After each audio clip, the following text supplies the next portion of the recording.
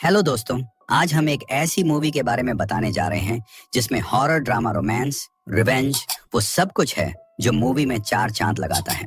और ये मूवी रसिया और यूक्रेन के युद्ध के टाइम रशियन सोल्जर द्वारा यूक्रेनी महिलाओं के साथ किए गए दुर्व्यवहार को दर्शाती है। कहानी की शुरुआत होती है एक अंधेरी खौफनाक रात से, जहां एक घने जंगल में एक लेडी किसी से अपनी जान बचाकर इधर उधर भाग रही थी और ये काफी जख्मी भी थी। भागते भागते ये एक घर के पास आती है जहां लाल रंग की रोशनी दिखाई दे रही थी। इससे पहले कि ये कुछ समझ पाती, यहाँ एक काली परछाई आकर इस लेडी पर अटैक कर देती है और इसे गार्डन से पकड़कर ऊपर उठा लेती है। ये एंटिटी इस लेडी के सामने एंड्रे नाम लेती है और ये नाम सुन ये लेडी नींद से घबराई हुई जाग जाती है।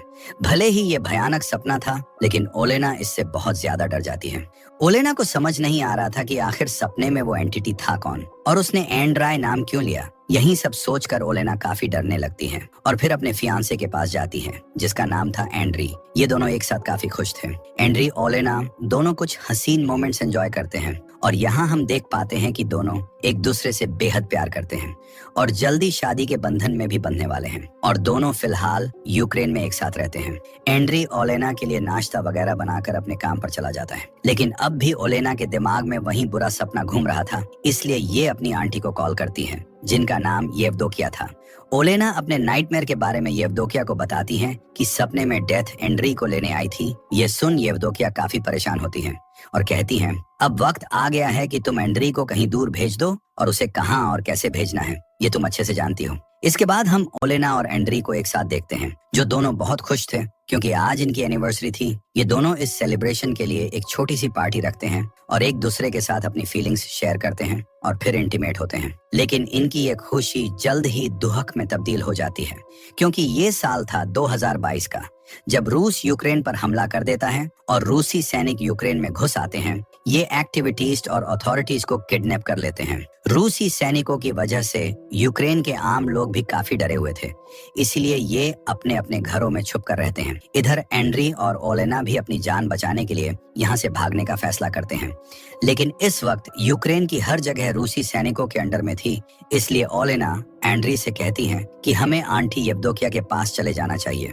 क्योंकि आंटी येवदोकिया का घर शहरी इलाके से दूर जंगल के बीचों बीच सुनसान जगह में बना हुआ था। ये घर वर्ल्ड वॉर के टाइम पर भी था जहां कोई भी सैनिक नहीं पहुंच पाया था, इसीलिए ओलेना एंड्री से वहीं चलने की जिद करती है और एंड्री भी मान जाता है और दोनों गाड़ी में बैठकर जा ही रहे होते हैं कि रास्ते में कुछ रूसी सैनिक इनकी गाड़ी रोक लेते हैं और इनसे पूछताछ करने लगते हैं और इनकी तलाशी भी लेते हैं। एंड्री इनसे बचने के लिए काफी अच्छे से बात करता है, पर ये रूसी सैनिक ओलेना के साथ मिसबिहेव करना शुरू कर देते हैं।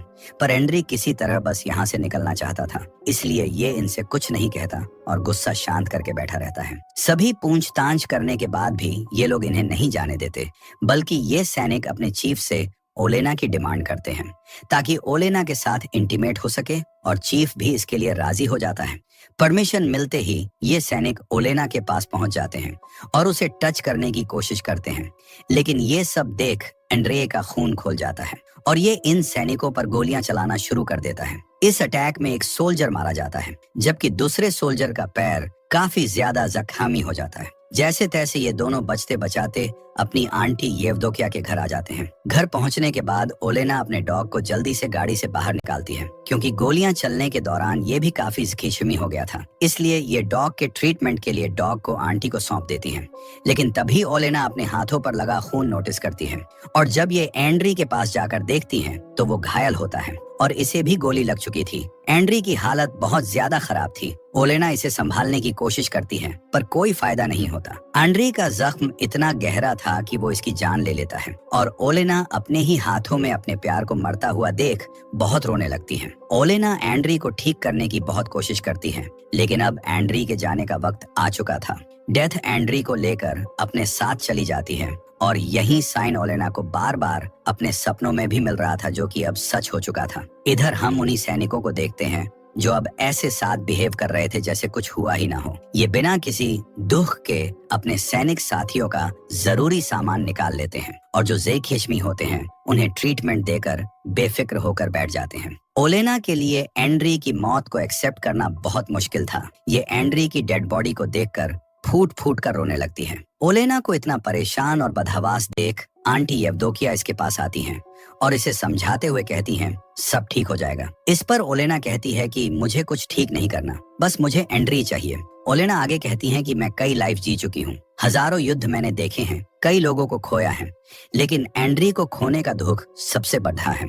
मैंने पहली बार एडीएन नराय के साथ एक नॉर्मल लड़की बनकर प्यार को फील किया था, लेकिन मुझसे ये खुशी भी छीन ली गई। ओलेना फैसला करती हैं कि जिन लोगों की वजह से एंड्री की जान गई है, अब वो उनको भी सुकून से नहीं जीने देगी, बल्कि उन्हें तड़पा कर मौत की नींद सुलाएगी। ओलेना कहती हैं कि मैं उनका जीना इतना मुश्किल बना दूंगी कि उन्हें जिंदगी से ज्यादा मौत आसान लगेगी। इतना कहकर ओलेना यहाँ से जाने लगती हैं और आंटी येवदोकिया से एंड्री की डेड बॉडी जलाने को कहती हैं, जबकि खुद कुल्हाड़ी लेकर यहाँ से घर में बनी एक सीक्रेट दीवार के पास जाती है और कुल्हाड़ी की मदद से इसे तोड़ने लगती है और फिर दीवार तोड़कर एक सीक्रेट चैम्बर में चली जाती है। इसमें ब्लैक मैजिक और सुपरनैचुरल चीजें मौजूद थीं, जो कि काफी खतरनाक थीं। ओलेना एक मैजिकल मिरर के सामने जाकर खड़ी हो जाती हैं और एक एक कर अपने सारे कपड़े उतार देती हैं और यहाँ हम देखते हैं कि ओलेना के दोनों हाथों की कलाई पर टैटूज बने हुए हैं, जबकि जादुई शीशे में देखने पर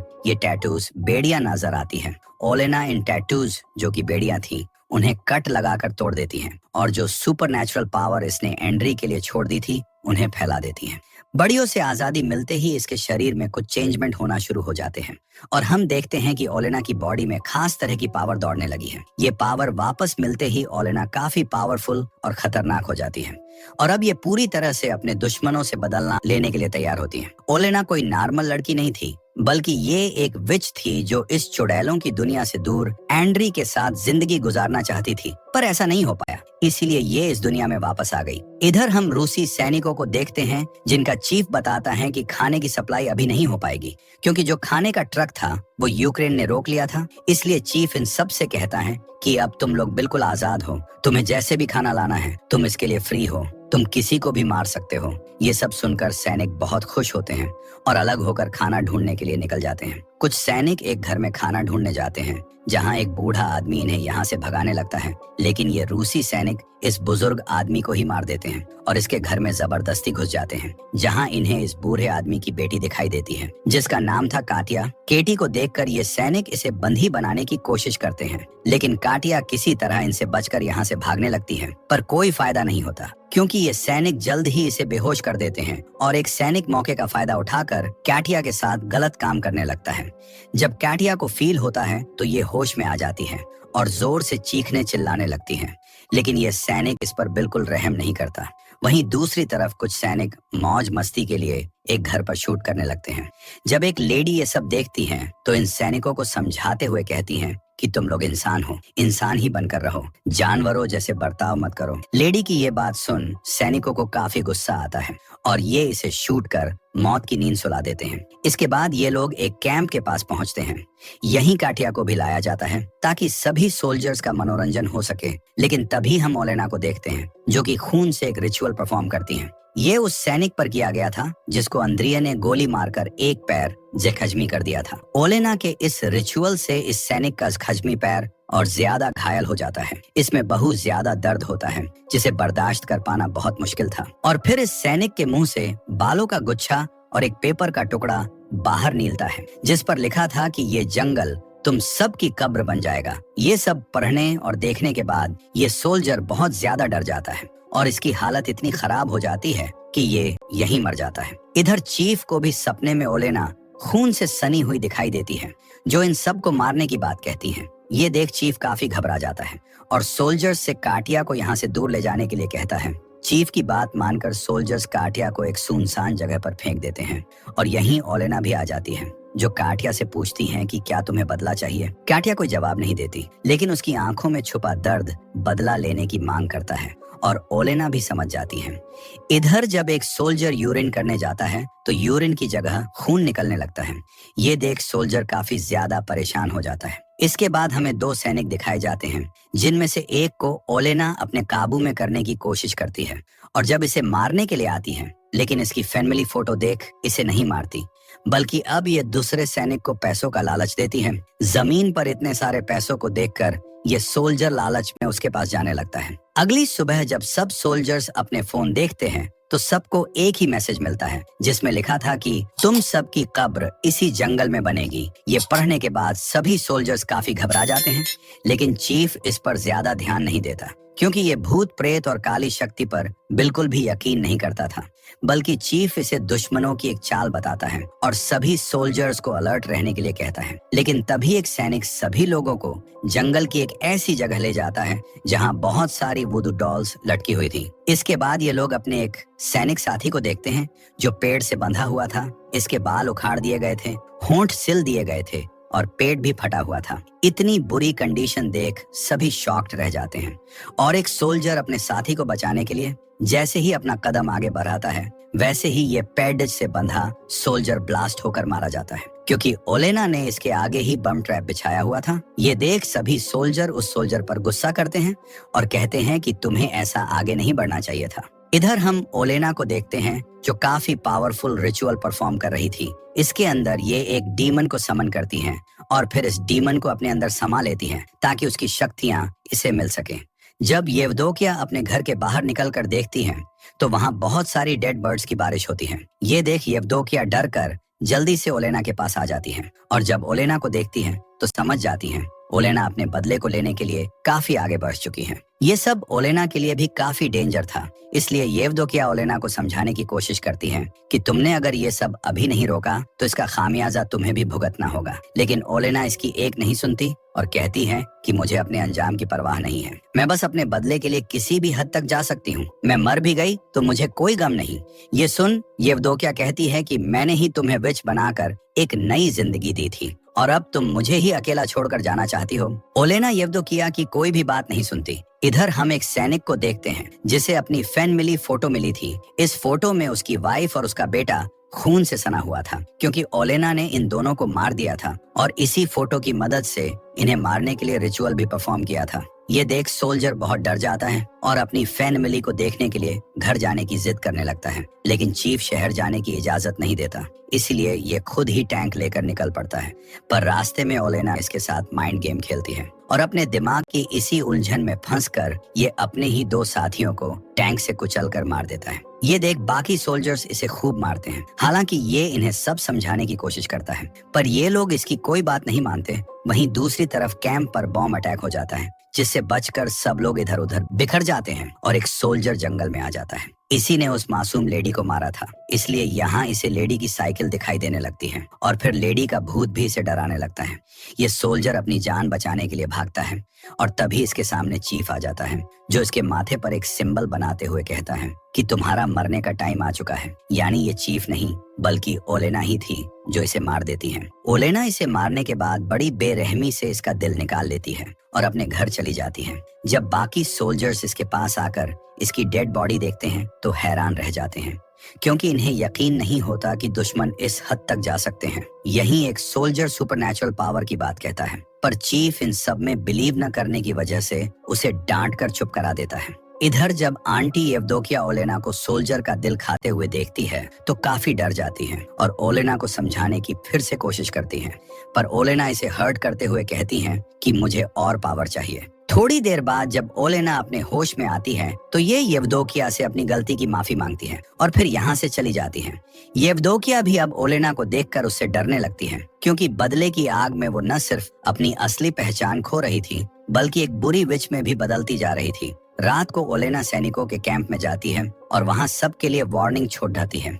अगली सुबह जब सोल्जर्स मरे हुए सैनिकों की बॉडी जगह पर नहीं देखते हैं तो काफी घबरा जाते हैं और जल्दी डेड बॉडीज को ढूंढने निकल पड़ते हैं और आगे बढ़ने पर इन्हें वो डेड बॉडीज पेड़ पर लटकी हुई दिखाई देती हैं। ये सब देख एक सोल्जर इतना ज्यादा डर जाता है कि ये खुद को ही मार लेता है क्योंकि ये ओलेना के हाथों नहीं मरना चाहता था, इसलिए ये ओलेना का सामना करने से अच्छा खुद को ही खत्म कर लेता है। इसके बाद उस सोल्जर को दिखाया जाता है जिसने कठिया के साथ गलत काम किया था। इसके प्राइवेट पार्ट से कीड़े मकोड़े निकलने लगते हैं और ये दर्द से बुरी तरह तड़पने लगता है और खुद को बचाने के लिए ये कटिया के घर ही पहुंच जाता है, जहां कटिया अपना बदला लेने के लिए इसे मारने ही वाली होती है कि ये सोल्जर इसके सामने गिड्ड गिद्धाने लगता है और कटिया इसे नहीं मारती। लेकिन तभी ये सोल्जर अपनी गन उठाकर कटिया को मारने ही वाला होता है कि कटिया इसे मार देती है।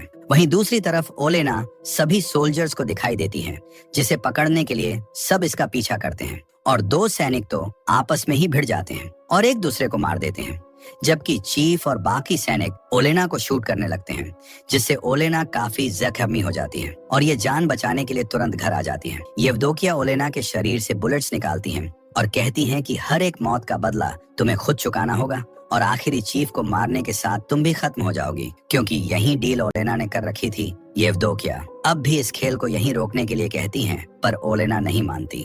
एक एक कर ओलेना सभी सोल्जर्स को मार देती है, पर चीफ इसके काबू में नहीं आता, बल्कि ओलेना को पकड़कर उसके साथ गलत काम करने लगता है। पर तभी हम देखते हैं कि ओलेना उसके पीछे खड़ी है, यानी ये जिसके साथ गलत काम कर रहा था वो इसी का सोल्जर था और ये सब ओलेना का मायाजाल था। ओलेना चीफ को तड़पाने लगती है और मारने ही वाली होती है कि तभी यहाँ आंटी येवदोकिया आ जाती है। येवदोकिया ओलेना से कहती हैं कि तुम्हारे पेट में एक बच्चा पल रहा है और अगर इस चीफ को जरा भी नुकसान हुआ तो बच्चा भी मारा जाएगा, क्योंकि ओलेना ने यही डील डीमन और डेविल के साथ कर रखी थी। येवदोकिया इसे समझाती हैं कि ये बच्चा एंद्री की आखिरी निशानी है, तुम्हारे प्यार की निशानी है और यही बच्चा तुम्हारे जीने की आखिरी वजह भी है। ये सब सुनने के बाद ओलेना भी शांत हो जाती है, पर अब भी इसके दिमाग में चीफ ही घूम रहा था, जो गुस्से को और बढ़ा देता है। पर ओलेना जब अपने डॉगी को देखती है तो बिल्कुल शांत हो जाती है, क्योंकि एंड्री और ओलेना दोनों ही इस डॉग को बड़े प्यार से अपने साथ रखा था। ओलेना आखिर में कहती हैं कि माफ करना सॉल्यूशन नहीं है, क्योंकि लास्ट में सब चीजें फिर से वापस आएंगी। नाना येवदोकिया कहती हैं कि चीफ को मारने की जरूरत नहीं, बल्कि मेरे पास एक दूसरा प्लान है। फिर सीन शिफ्ट होता है चीफ पर, जिसे येवदोकिया ने पूरी तरह से पागल कर दिया था और इसके ही सैनिक इसे सभी सोल्जर्स का खूनी बताते हैं और फिर इसे लेकर प्रिजन में चले जाते हैं। इसके बाद हमें कुछ टाइम बाद का सीन दिखाया जाता है, जहां हम ओलेना को देखते हैं, जिसने एक बच्चे को जन्म दिया है और अब ये इसी के साथ अपनी जिंदगी की नई शुरू करेगी और इसका बदला भी पूरा हो चुका है और इसी के साथ ये मूवी यही